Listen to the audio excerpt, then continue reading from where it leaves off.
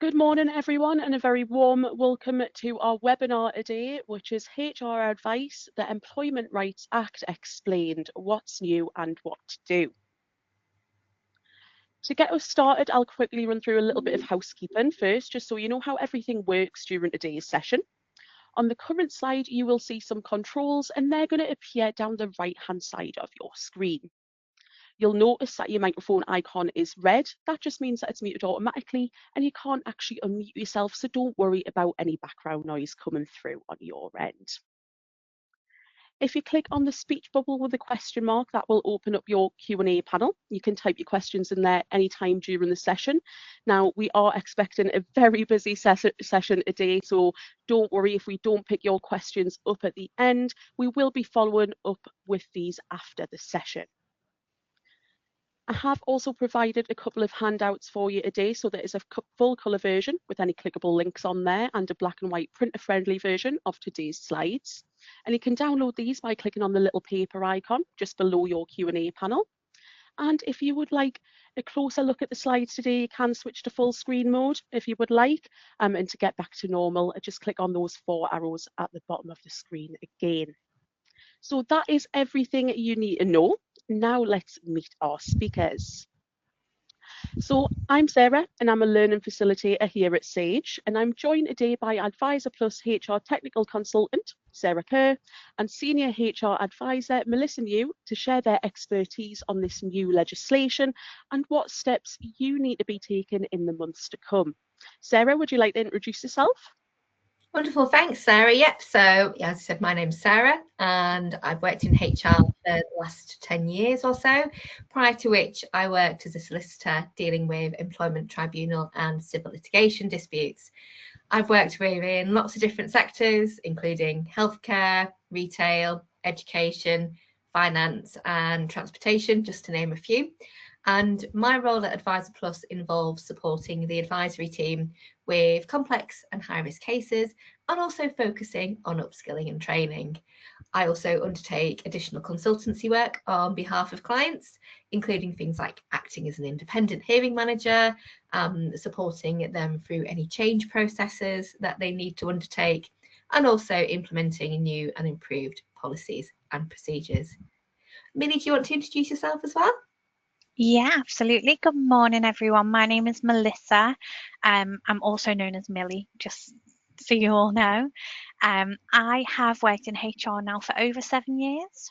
I have my level 5 CIPD qualification, and my role here at Advisor Plus is a senior HR advisor, which means I work on the advice line supporting clients with their employee relations needs, covering topics such as the one we're going to be covering today, along with disciplinary, grievance, flexible working, and any other employee relations issues. That's fab. Thanks so much for that, guys. So, well, let's take a look at what we'll be covering today. So, in today's webinar, we'll be setting the scene first a little bit with a bit of an overview of the Employment Rights Act. So, what it is, why it's been introduced, and when the different changes are going to take effect. We'll then walk through the major legal updates that you'll need to be aware of. So, will include changes to unfair dismissal, flexible working, family-related leave, sick pay, 0 hours contracts, trade union rights, and the new protections around sexual harassment and whistleblowing. We will also cover what employers need to do now. So we'll be sharing practical actions you can take to get ahead. So things like updating policies and contracts to preparing managers and reviewing your internal processes. We'll also be looking at how you can proactively manage risk and support your managers to handle employee relations confidently as these changes are going to roll out. And then after that, we will be spending some time on Q&A, so we will be trying to answer as many of your questions as we can. But like I mentioned earlier, don't worry if we don't get round to you, we will be following up after the session. And then finally, we'll wrap up with some useful resources and we'll be highlighting some upcoming webinars where you can continue to learn more as well.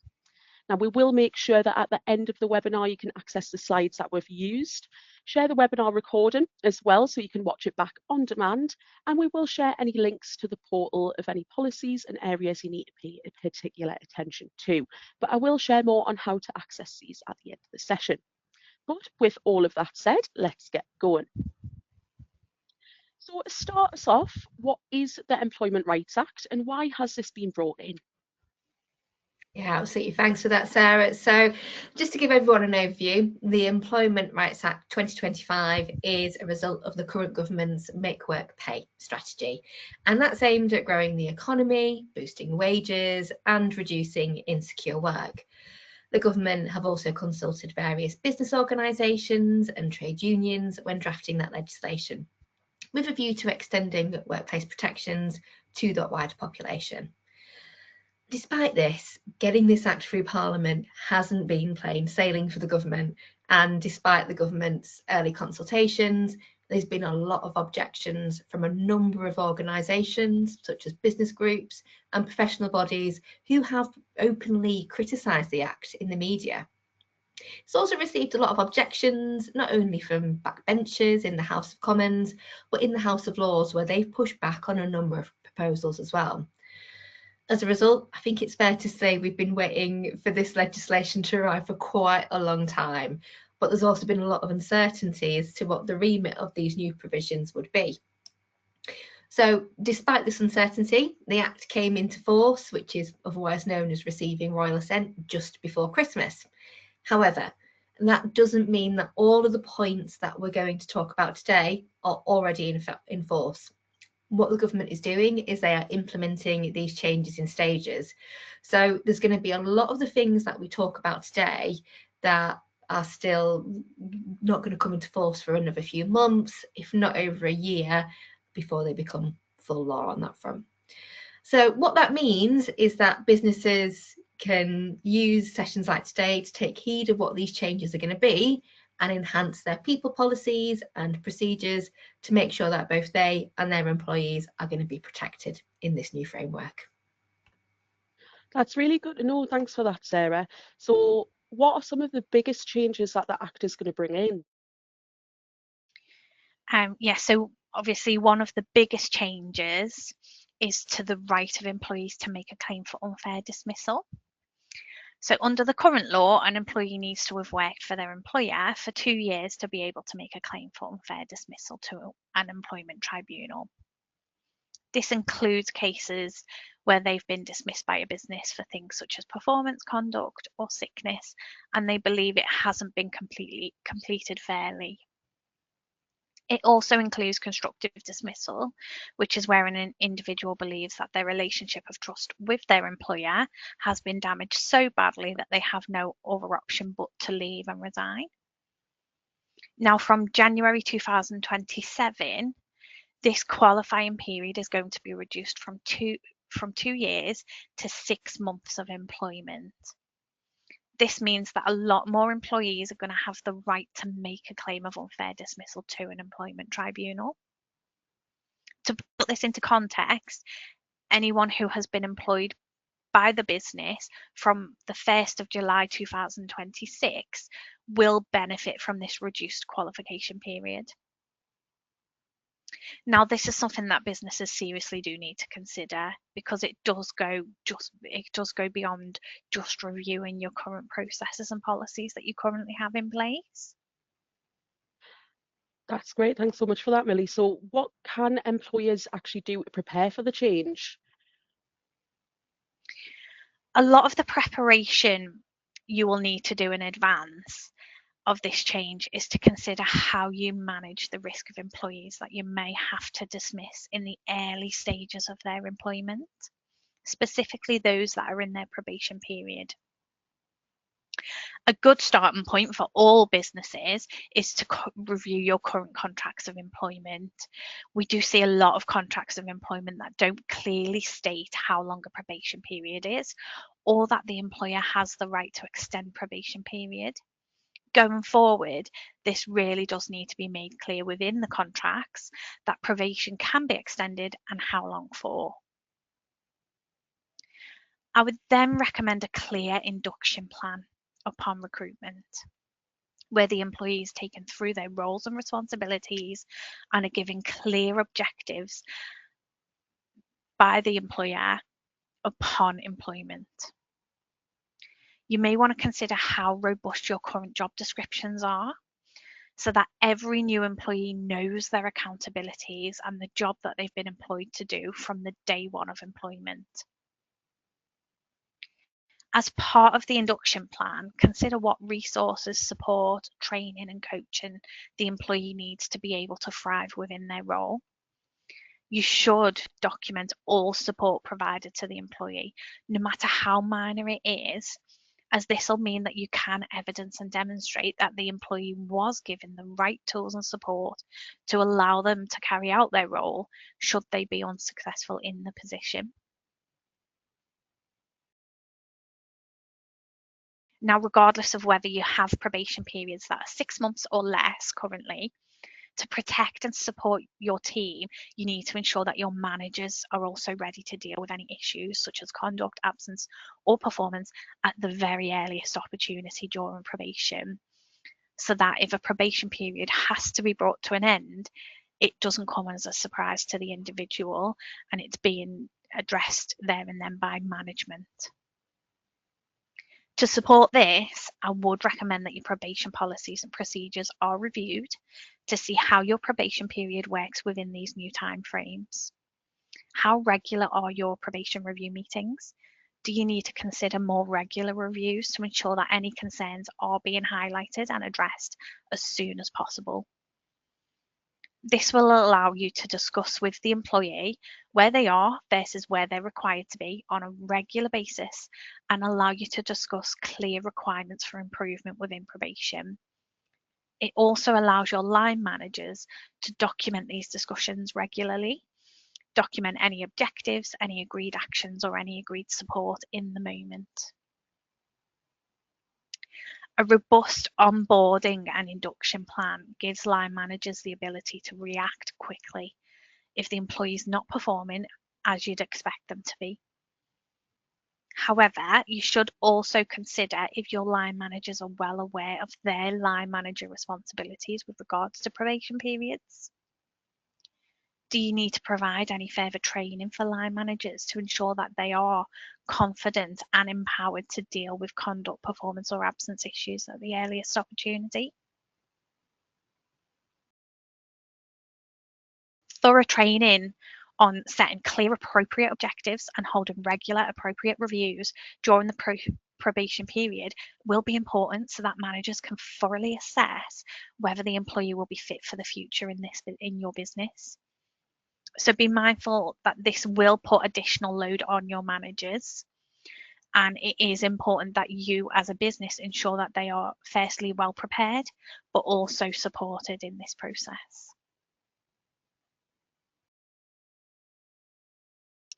For employees who are not meeting the requirements in the role, you may also want to consider maybe a probation action plan.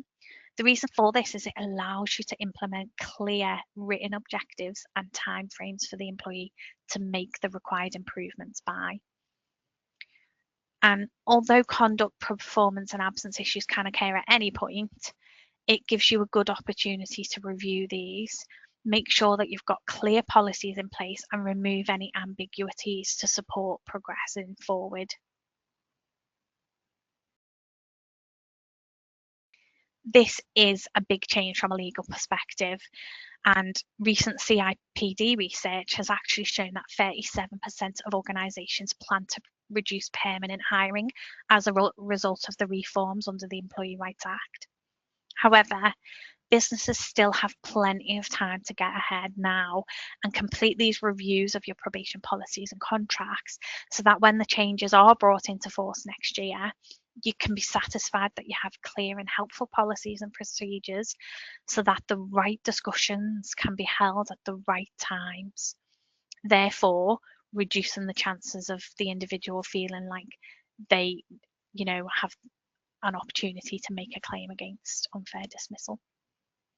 That's great. Thanks so much for that, Millie. Now, I've also heard that there are going to be some changes to how employers need to deal with flexible working. Can you talk us through this?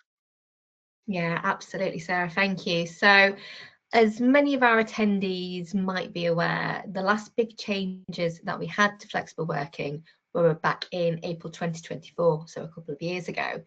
And those changes made flexible working a day one right, so that someone could make a flexible working request as soon as they started a new job.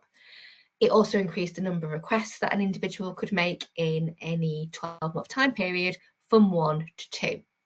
So we're almost 2 years down the line from those changes, but the government are now looking at how they can strengthen the rights and abilities for people to seek flexible working even further. So at the moment, employers can refuse a flexible working request for 1 or more 8 possible business reasons, and that's set out in historic legislation. And they must consult with the employee before they reject a request on that front.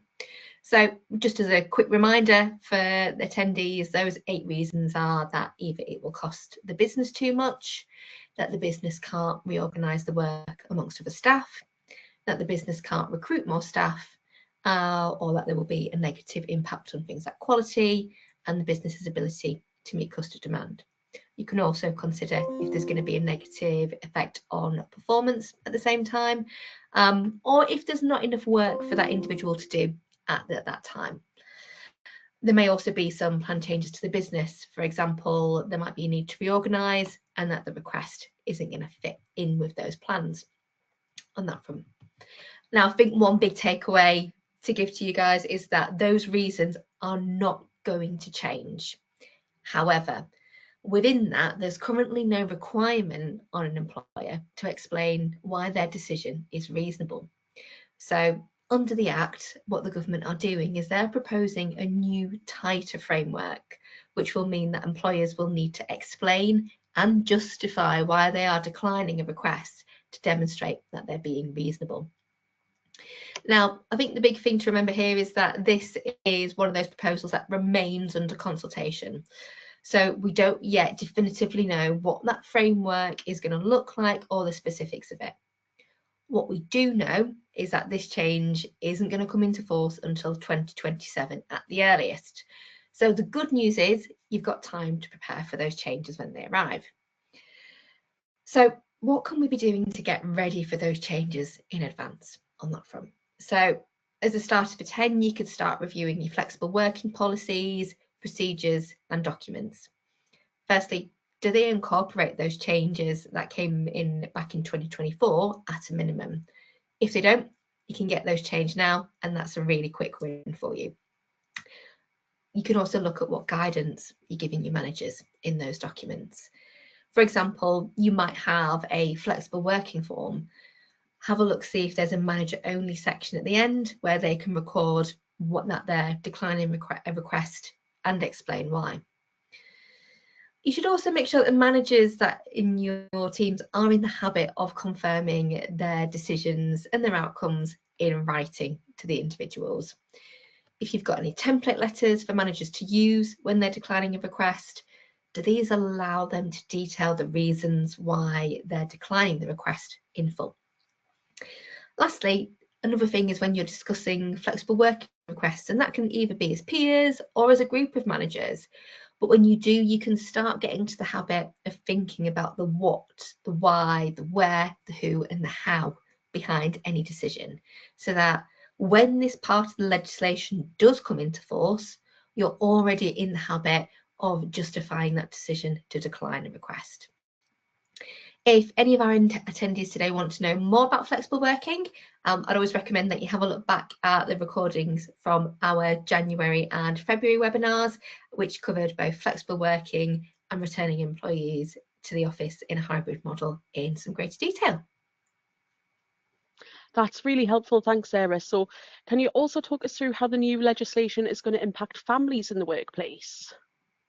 Yeah, absolutely. So at the moment, for new parents to qualify for either paternity leave or unpaid parental leave, they need to have worked for their employer for at least 26 weeks before they can be entitled to claim that leave.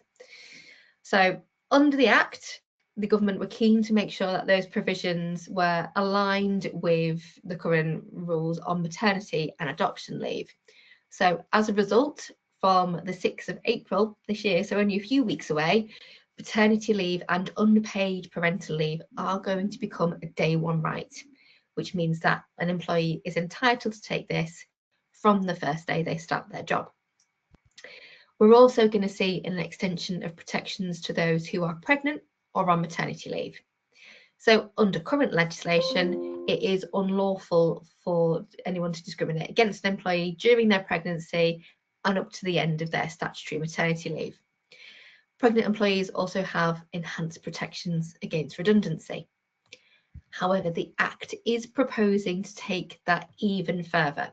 And what they are intending is that they're going to make the dismissal of any pregnant employee, those on maternity leave, and returning mothers within 6 months of the end of their leave unlawful, apart from in limited circumstances.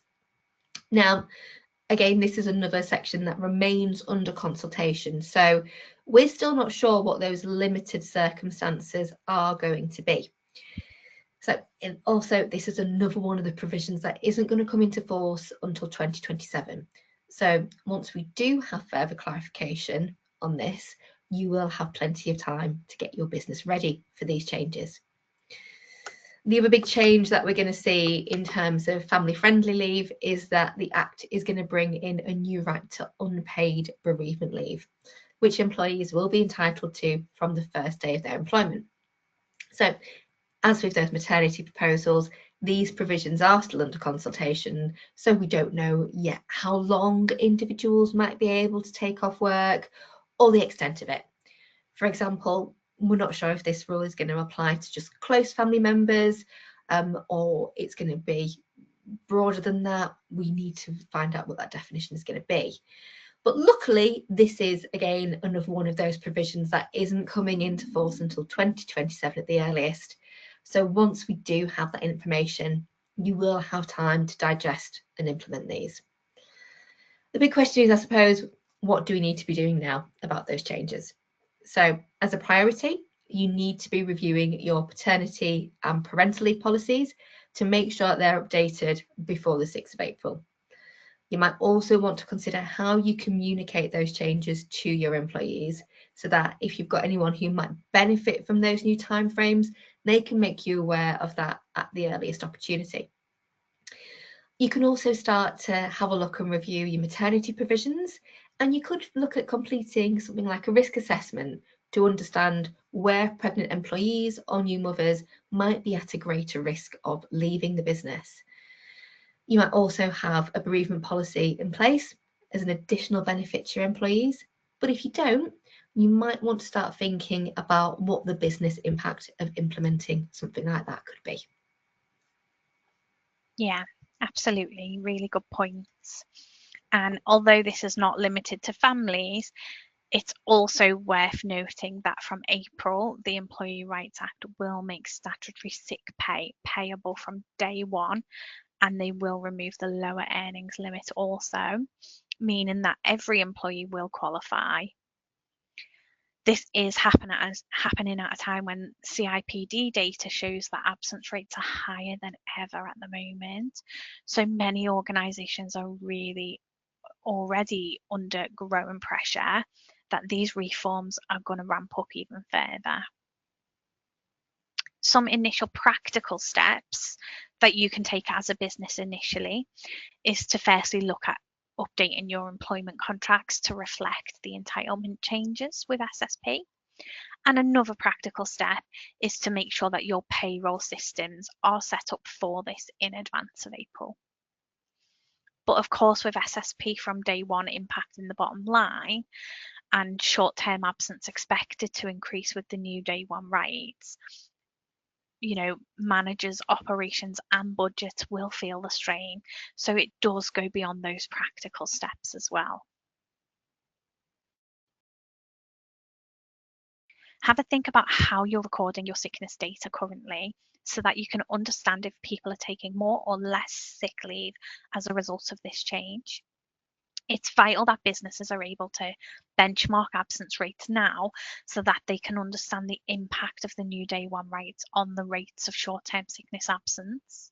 In order for you to be able to develop proactive strategies to manage absence levels, you know, both short-term and long-term sickness absence. This might also require some line management training in ensuring that they log in sick leave and other types of leave separately and accurately.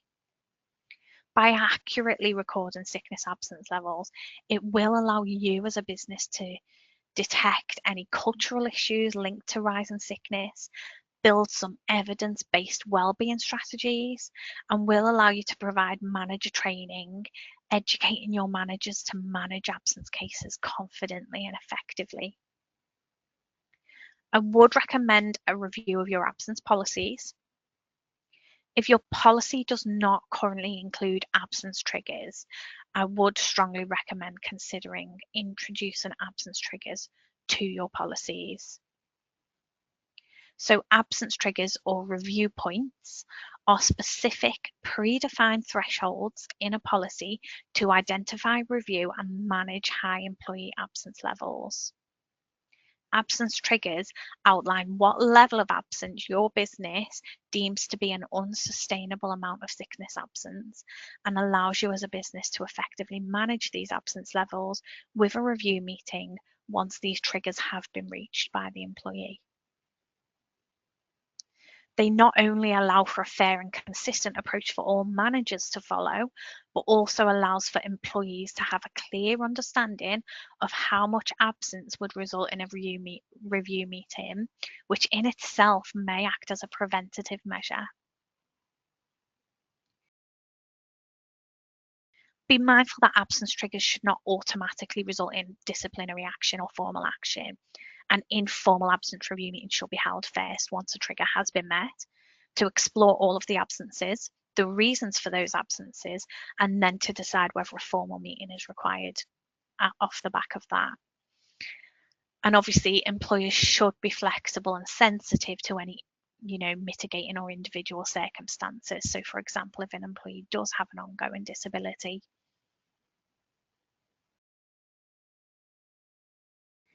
what absence triggers does is it allows the business to proactively manage absence levels through discussing those triggers within the return to work meetings and informing employees when they're nearing their absence triggers in advance. I would also recommend management training in early and regular welfare meetings with employees during their sickness absences. That allows the manager to explore the reason for the sickness absence, what support or adjustments might help in a return to work sooner, and this might also prevent sickness absences from prolonging and going into long-term sickness. That's great. Thanks so much for that, Millie. So there has also been lots in the media about 0 hours contracts too. Can you explain what these changes are going to be? Yeah, absolutely, no problem. It is important to note that this is still under consultation and it's not likely to come into force until 2027 at the earliest. However, it is a good idea to get ahead with this one and start thinking about your contracts of employment, what alternatives there might be to 0 hours contracts that you might have. So just to reiterate, there is no complete ban on 0 hour contracts. However, the Act has introduced rules on guaranteed hours. Now, this is a really complex part of the bill, but in short, employers will have to offer guaranteed hours to those on 0 hour contracts or low hour contracts. The rules currently do not apply to agency workers, but I would say do note that the government has reserved the right to introduce similar legislation in the future on agency workers. So the way that this works in practice is the offer of guaranteed hours will need to be made at the end of every reference period if the employee has regularly worked a number of hours. So as an example, if a 0 hours worker regularly works 20 hours per week during that reference period, the expectation would be for the business to then offer a permanent 20-hour contract to that employee. Now, as it is still in consultation at the moment, that reference period is not defined, but a period of 12 weeks has been mentioned previously. As it does stand at the moment, we understand that the employee has the right to decline the offer of the permanent hours, and in fact does not even have to respond to the offer at all, but the offer does need to be made, and that's what we know so far. This is going to add a greater administrative burden on employers, and therefore it is recommended that you kind of get ahead now on how you will manage this, particularly for any organisations that do heavily rely on 0 hours or low hours contracts. Do you have a current system in place which allows you to effectively monitor and review the hours that your staff are working so that you can start looking at that data now? That's some great insight as to what employers can be thinking about, Millie. Thanks so much for that. So what about those employers that recognise trade unions? How are they going to be impacted by the new legislation? Yeah, wonderful. Thanks, Sarah, and thanks, Millie, for all of that information. So in terms of unions, in summary, the rights of trade unions are going to be strengthened under the Act. So these changes come at a time when, although we've seen trade union membership decrease significantly over the last couple of decades, we are starting to see more and more workers campaign for businesses to recognise unions. For example, I'm sure some of you will have seen in the media how the GMB are currently actively campaigning to be recognised at a number of Amazon warehouse sites across the UK. So, unlike most of the provisions we've spoken about today, some of the changes to unions are already in force.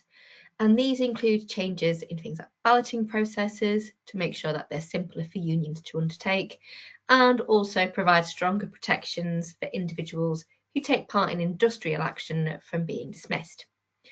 Coming up in April this year, there are also going to be some changes to the process for recognising trade unions to hopefully make it simpler as well.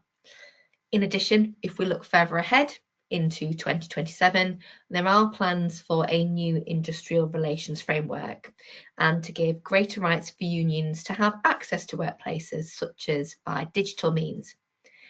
Lastly, there's also plans for trade union representatives to have greater rights to time away from their work to complete union duties. If you do recognise a trade union in your workplace, I think the key to conquering these changes is to keep on talking to your representatives at both a local and a regional level. Make sure that you're familiar with any collective agreements you have in place, so that if you or your union representatives think there needs to be some change to this, you can start to have a constructive dialogue about that.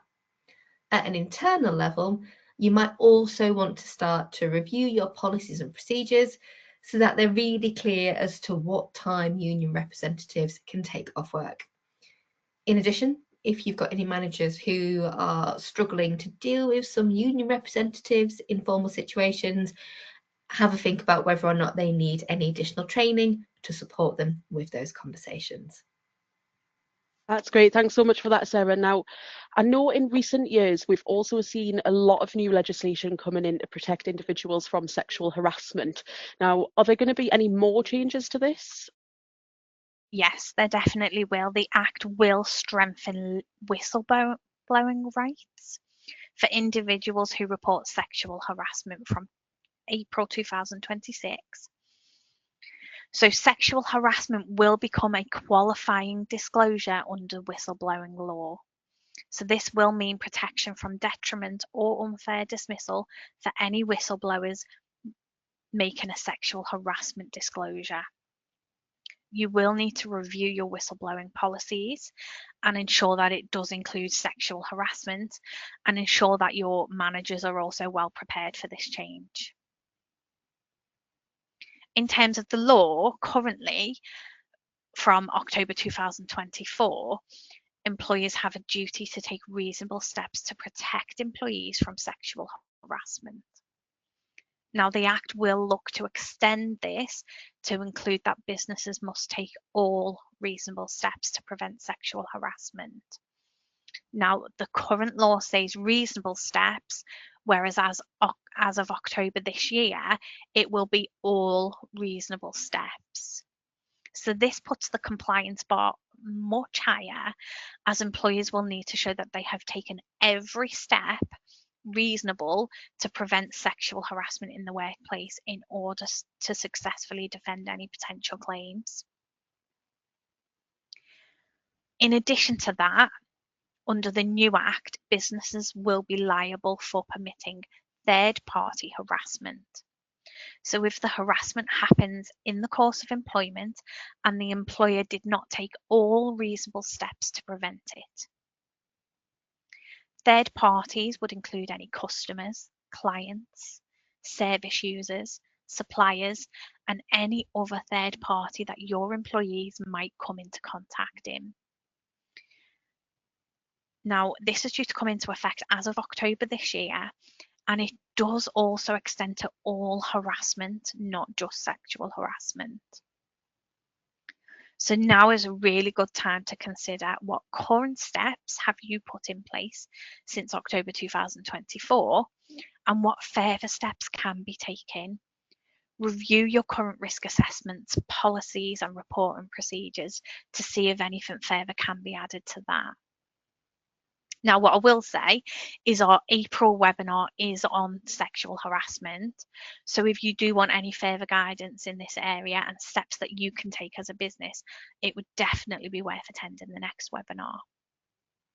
That's great. Thanks so much for that, Millie. So from your expert opinion, do you think that this is going to lead to more employment tribunal claims in the future?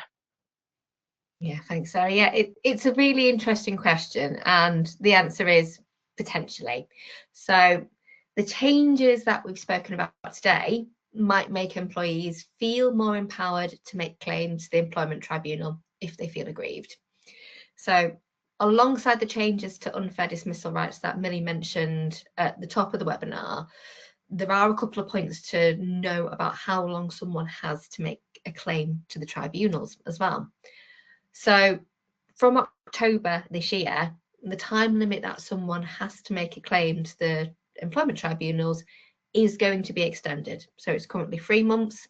That time limit is going to double to 6 months. In addition to that, back in December, we also saw the ACAS early conciliation window double in size from 6 weeks to 12 weeks. Now, individuals must engage with ACAS conciliation as a preliminary step before they take an employment tribunal claim. So what that means is that all employees are going to have much longer to think about whether they want to make a claim and also gather evidence to back it up. However, that doesn't mean that we need to panic, because if you start to think about the potential actions that we've mentioned throughout the webinar today, you will have a head start on the new requirements that the Act is going to place on your business and help you to manage the risk of any claims appropriately. However, if you've got any specific situations, even now or in the coming months, we'd always advise that you seek specific advice on these, as each and every situation is different. That is some really great information that you've shared, and thank you both for sharing your thoughts with us today. Now, on that note, we have had a few questions through, so before we go ahead and wrap the session up, let's try and tackle a few of these together. Now, I know it has been a very busy session, so like I did mention a little bit earlier, don't worry if we don't get round to picking your question up. We will be following up after the session as well. So, first question is, if a lot more people will be able to make claims of unfair dismissal, what can we do when issues arise outside of probation?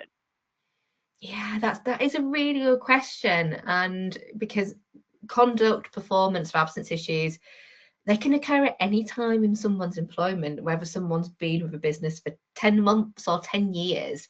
And it links quite nicely in what we were saying earlier. And I think the key to managing the risks of issues and stop them from becoming problematic outside of a probation period is to make sure that they're handled confidently and in a timely manner. Within recent weeks, there's been some really good research that's been conducted by an organisation called WorkNest. And what they've shown is that 50% of the organisations or more said that the managers lacked the confidence to tackle people-related issues. And that knock-on effect is that then 68% of those organisations said that people issues had been escalated because of handling or delays. And then what that's then meant is then 43% of those organisations reported that the mishandling of people problems has led to an employment tribunal claim. So we can definitely see a domino effect going on there. By putting in some great policies and procedures like we discussed in this webinar, you're going to be enabling your managers to easily progress over that first hurdle by giving them a process that is clear for them to follow. However, as you can see from those stats, now is also a really good time to be thinking about what additional training your managers might need. Speak to your teams and understand what they think they might need. They might not feel comfortable dealing with, say, sickness absence and challenging regular or excessive absences, or they might really struggle to have difficult conversations when a performance rating isn't what someone expected. Once you've done that assessment, you can then have a think about what training suits you to fill those gaps on that front. If an issue is relevant to, say, 1 or 2 individuals, can we look at perhaps some online training modules to support them? Alternatively, if it's impacting a whole team, would you consider something like face-to-face training where peers can exchange thoughts and their ideas in an easier situation? I think the key to remember is that what works for one organisation might not work for another, but prevention really is the key in this situation. And in addition, as we said at the top of the webinar, every situation is different. So if you're not sure, please do seek advice from the team to support on that. That's great. Thanks so much for that, Sarah. So next question we have is, we've also been asked if there are going to be any changes to redundancies under the new Act. Yes, there will be. The earliest changes will occur in April, whereby the maximum award for failing to comply with the requirements of collective redundancy consultation will increase from 90 days to 180 days per affected employee. It's good to remember that there is only a requirement to collectively consult with your employees if more than 20 employees are at risk of being made redundant. So this won't impact each and every redundancy situation. There are also proposals under the Act to add a threshold to collective consultation limit. But as with lots of the provisions still under consultation, this is designed to broaden the legal definition of an establishment, which has historically been classed as a specific office, site, or store. By broadening the definition of an establishment, the government are hoping to capture individuals who work in specific groups, such as those who might be contracted to an office location but actually work remotely. However, any changes to this effect won't be seen until 2027, so we will have lots of time to digest and understand these changes. That's great. Thanks for that, Millie. So next up we have, with the day 1 right to SSP, is that only if you exceed 3 days absence, or do you still get SSP even if you are only absent for 1? Okay, so to confirm, the new Employee Rights Bill will abolish waiting days. This means that the employee will receive SSP from the first day of absence. There are no minimum number of days in which the employee needs to be absent for. So this does mean that an employee who is absent for just 1 day will receive SSP for that 1 day. Great, thanks for picking that up, Millie. So next question is, I believe there will be no waiting days for SSP payment from April. Does my employee need to give me any documentation to prove their absence?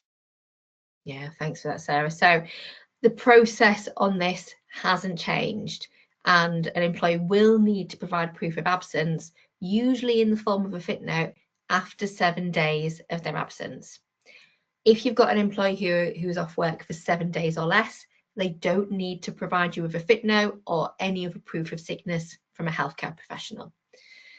When that individual returns to work, the employer can then ask the employee to confirm that they've been off sick, and that's a process that we call self-certification.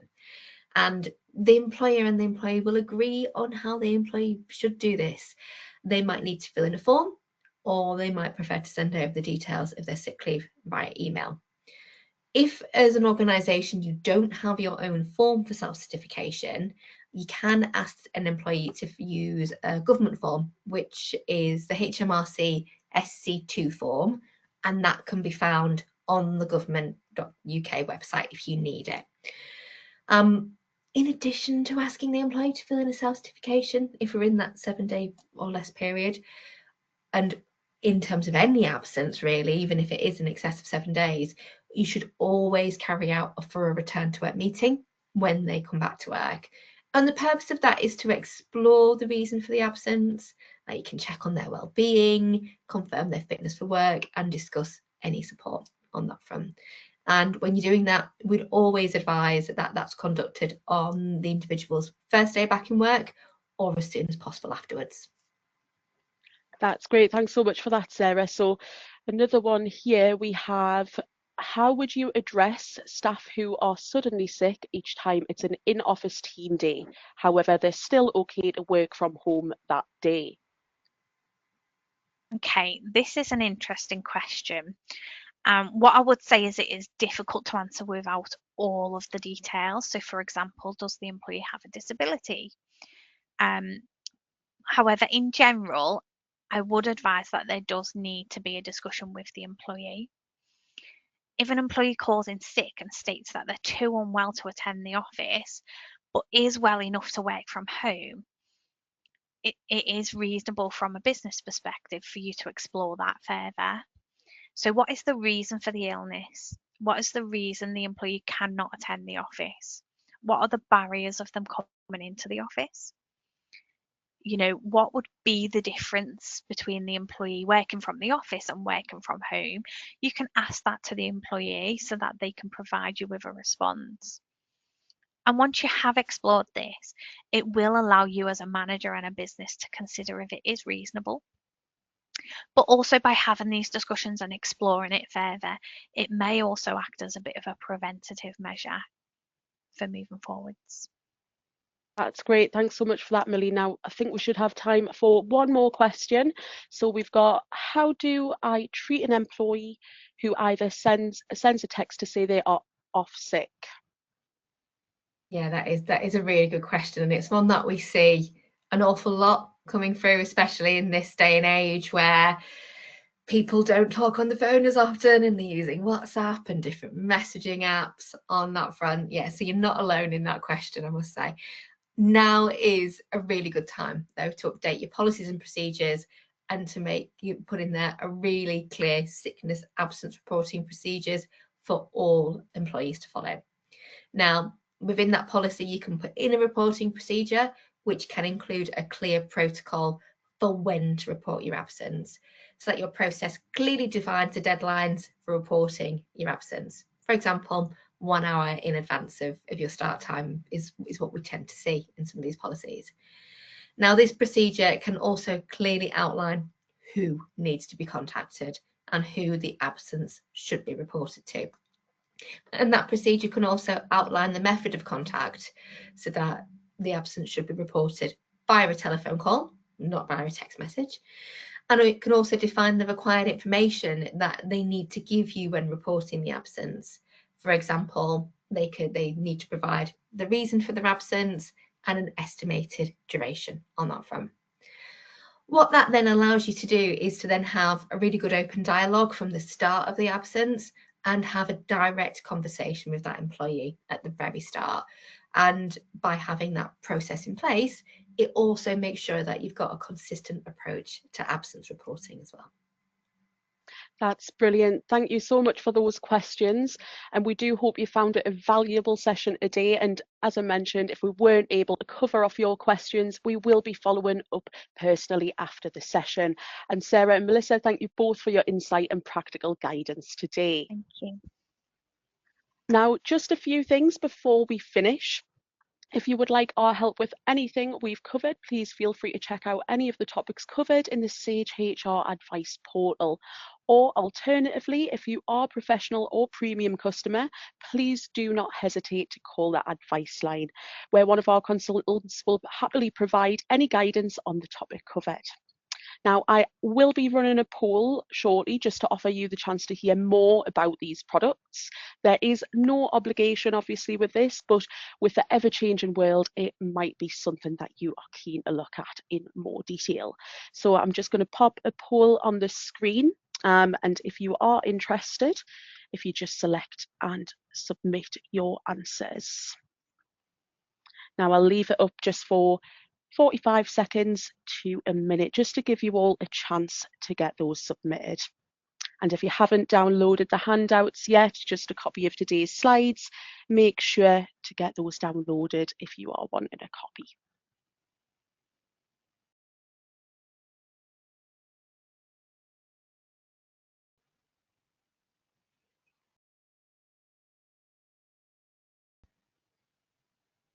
Right, you can see some results coming in there. Give it another 30 seconds just to make sure everyone's got that submitted.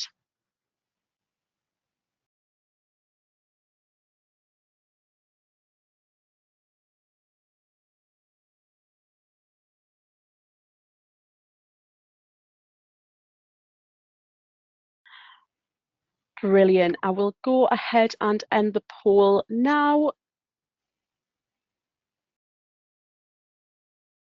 Perfect. Now, another thing I just want to let you know, so Sage HR Advice is here, and remember we are here to help you navigate and simplify all of these proposed changes. And lastly, we do run regular webinars every week on Sage 50 Payroll and Accounts. Now, we already have our payroll year-end webinars in full swing, and we do have some additional sessions to support you through this very busy time. So we do have one on the upcoming SSP changes. As we've seen today, there is definitely a lot to bear in mind. So going to be a very popular topic, that one, so make sure to get along if you can catch one of the sessions. Now, our next webinar in partnership with Advisor Plus is a bit of a recap and refresh, and that is on understanding last year's sexual harassment laws. Now, if you would like more information on a free demo of our Sage HR software, you will be receiving a follow-up email with more info on how to get in touch. But with all of that said, that does bring us to a close today. Thank you again to everyone for joining us. If you do have 2 seconds to complete our survey, we do rely on your comments and questions as to what we will showcase next. We do love reading every comment.